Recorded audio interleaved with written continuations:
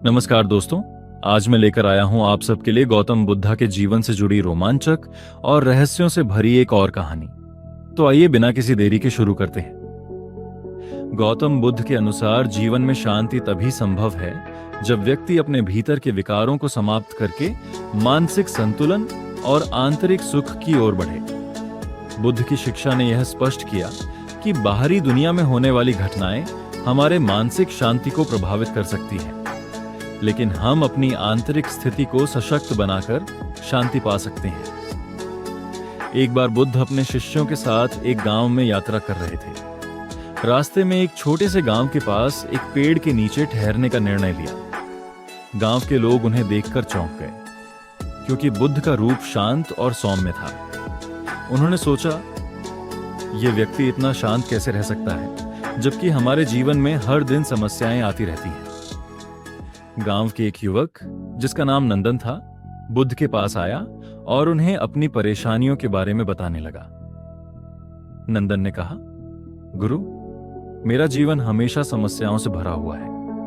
मेरे घर में हमेशा विवाद होते हैं, व्यापार में घाटा हो रहा है और मन में असंतोष और चिंता बनी रहती है। मैं मानसिक शांति की तलाश में हूं, लेकिन यह कभी मुझसे मिलती नहीं।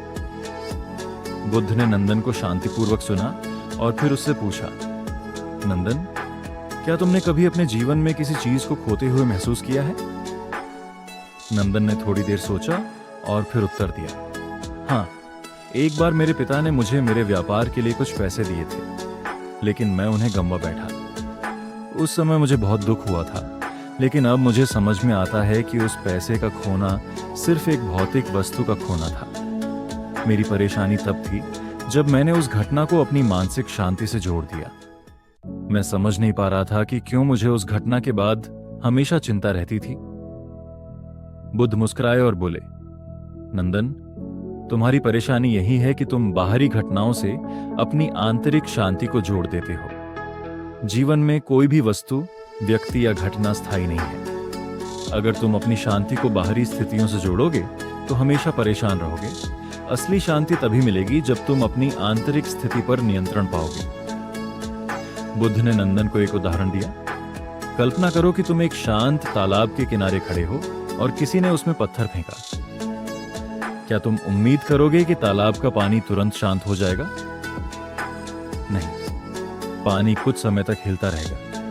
ठीक उसी तरह तुम्हारे भीतर की मानसिक शांति भी बाहरी परिस्थितियों के कारण थोड़ी देर के लिए हिल सकती है, लेकिन अगर तुम स्थिर रहोगे तो वह शांति वापस लौट आएगी।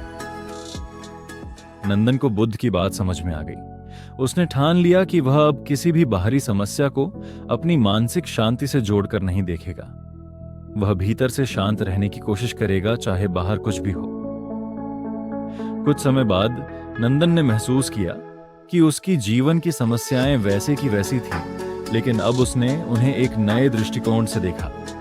उसने समस्याओं को स्वीकार किया, उन्हें नकारा नहीं किया, लेकिन अब वह उन्हें अपनी शांति से जोड़ने की कोशिश नहीं करता था। उसका मन अब ज्यादा शांत था और वह आत्मसंतुष्ट महसूस करता था।